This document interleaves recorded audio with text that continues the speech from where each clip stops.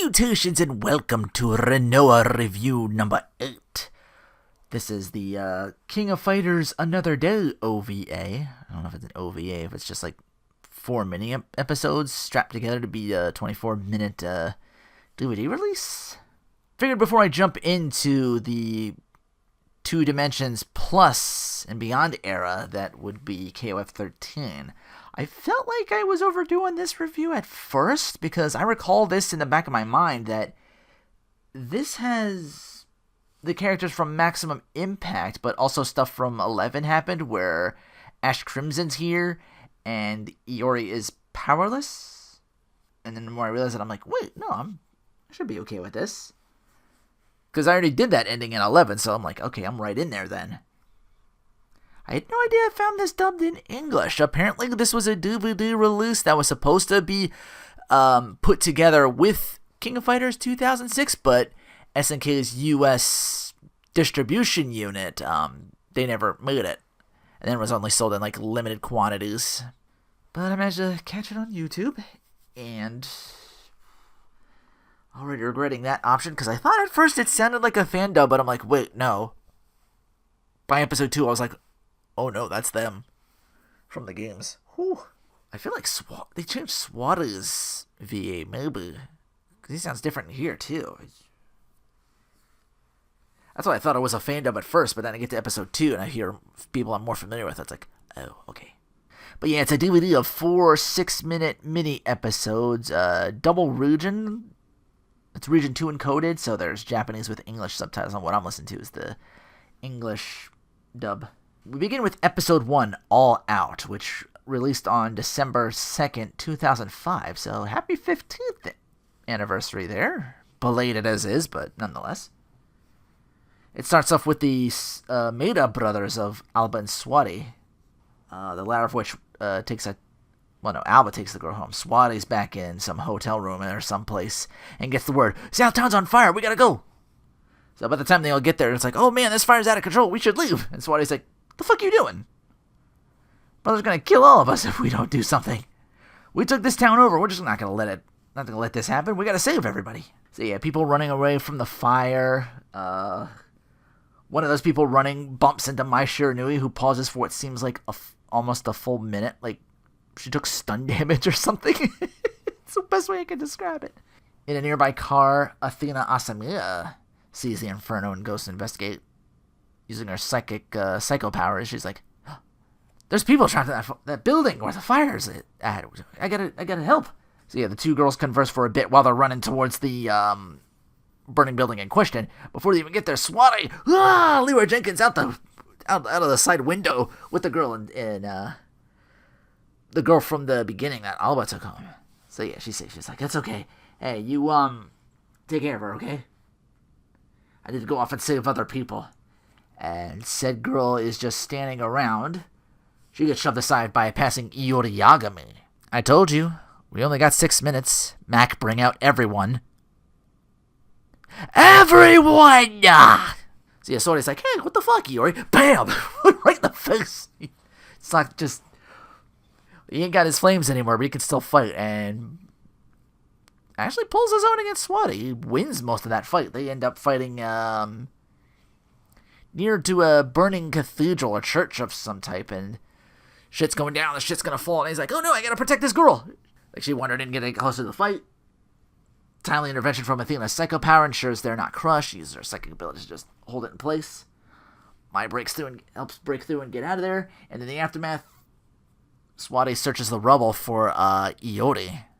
And it's like, I'm not gonna stop till he's found. He's all bruised and beaten up from the fight and also the digging and everything else, so he just looks like Mai and Athena just leave him to it, not even offering to help. Rude. Alba shows up near the end after that. It's like, oh hey, that red rooster guy you were talking about? It's like, yeah, I saw him. He just kind of took off a while ago. And Swati's like, oh, he's safe, good, I'm gonna go pass out now. Episode 2, Exceed. I'm probably not even saying that word right. Acid? Here's where I realized the dub actors are actually from the game itself, because By the way, all these episodes tie together, so the burning is like happening somewhere else too. So this other character's just going in along with the plot here. Anyway, Rock Howard wakes from a nightmare. It's basically the ending to Real Bout all over again, where Terry boots Geese a second time, and Geese refuses Terry's help to like pull him back up to the tower and falls to his death. Only this time it's Rock that's refusing Terry's help and throws himself off. He wakes up to find Terry, now dressed in his Gato look. He's like, oh, hey, Rock, what happened? You okay? I'm like, hey, I'm fine. I need some fresh air. So he's taking a walk in Sue's Geese Tower. And also the fire that's like burning some of the photos. Rock takes a look at a certain one. He's like, huh, what's going on? And then he sees something going on at the tower. Actually, before that, let me preface by, before that happens, on said tower, it's Billy Conn waiting for Leanne Neville. He's like, figured this was to be the perfect place for you to try and kill me. Leanne requests backup, and if you're familiar, that's her laser move from the Skyrim special move. Rock, of course, pretty big laser, so Rock sees that and then races towards the tower, making it just in time to stop Billy from, like, chucking her off the roof with his staff. So that's, like, 0 for 2 for the maximum impact characters in fights. Wow. So, yeah, Billy actually had the upper hand on Leanne. Like, fancy gadgets can't beat, the experience Billy has. Dude's been at it since Fatal Fury 1. So, he talks to Rock. He's like, hey, this girl's looking for me, and anybody else maybe from the organization might kill you too, knowing who your father is. Like, she doesn't have that kind of information. Or at least that's how I know it. I'm trying to explain it. Their dub dialogue goes to it, like, so fast. It gives me, like, whiplash to like, write all this down. So I'm only theorizing most of this stuff. But yeah, he's like, she might kill me and then you. She's an assassin. So I'm going to throw her off the bridge so that doesn't happen to either one of us. Rocket does not like that one bit. So he goes to save her and help her out. And Billy's like, well, okay, fine. You ain't got your dad's, you get your dad's blood, but I'm not loyal to you, so I'll just throw you both off. And the whole time Rock's like, you're a slave to my father. I'm not my father. You're enslaved by him. And all the while do their little back and forth. Leanne's hanging on for dear life as those two go at it for a bit. But she manages to, like, reach over. She grabs, like, one of her, like, little green, she has? Apparently it's one of her, like, side weapons. And into that, she speaks into it and says, requesting backup. Bam! Billy gets blasted. And from the rubble, Rock's just like, just flat out tells her, if you kill me, you're only going to free me from his fate. And Leanne's like, I could do that, but it's up to you whether to decide killing you, like, would spare you from that fate or not. Still kind of lost in your M.O. Why'd you even come here? And so Leanne tags along with Rock, and they find a picture of his mother from the place the flames still burned back in the first episode. So yeah, you get that, but the flames burned out most of the picture itself, so Rock's just like, back home kind of empty-handed. Terry wakes up from his nap. He's like, oh, you're back from your walk? Good. Wake me when breakfast is ready, okay? I'm going to take my nap now. I'm just glad everything's okay. And then you notice it's like, Terry's not wearing his jacket. Where's that at? And it's over by the floor. Behind that jacket is a picture of his mom. Terry the good dad. Aw. He actually, I guess he did his own little spelunking. Episode 3, In the Dark. I have like one paragraph for this. Oh my god. Underneath the streets are Nest Saga heroes K-Dash and Maxima toying around with some wires. They've hacked the subway for some reason.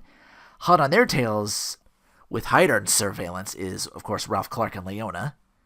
Maxima giving us a little bit of info on who or what may have started the fire in Southtown. Like, they're still looking for Dr. Makashima. Maxima says, for one Kyo clone, they torched this whole city. Apparently that's still a thing. The cars burst in on the scene, and they throw down for a bit until Kay and Maxima can make their escape to another nearby subway train as it's crossing over. Whip and Kula happen to be on that. And they make their escape. And that's episode 3. Episode 4, All Over. You could have put Mission in front of it and had a Metal Slug reference. Anyway, hey, it's Ash Crimson. As Kyo Kusanagi and Alba are saving people trapped in the blaze and rubble, Kyo recognizes the nearby green flames as Ash is like, oh, I know that. Ash drops a literal crane onto Kyo, who blasted away with his flames.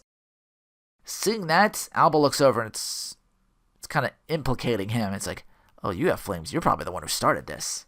So they throw hands while a silhouetted cameo of Lee and Neville. No, not Lee and Neville. Louise Meitink. Sorry, I had Neville written down now. It's Louise Meitink. So she's looking on. Ash chuckling, but surprise! Iori's back and he's found Ash. He's going to punch him in the face. Except he doesn't. Ash is like, oh, well, I guess my plans are up in smoke. Time to run away now.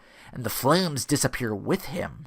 I had to look at the wiki, but apparently Ash started this whole thing for whatever reason. Most likely to get at Kyo so we can take his power. Because he's the only one running around with an ancient treasure. He's the only one left. Ralph is back on the streets about to apprehend Kyo, thinking he's a clone. Iori shows up behind them and says, nah, don't. He's not a clone. And then he steps in to stop Kyo and Alba from fighting and tells them much the same, like what happened, Kyo's innocent. It wasn't him.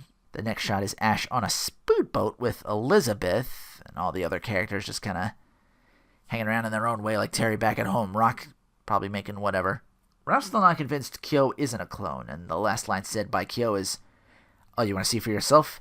Toast my flame.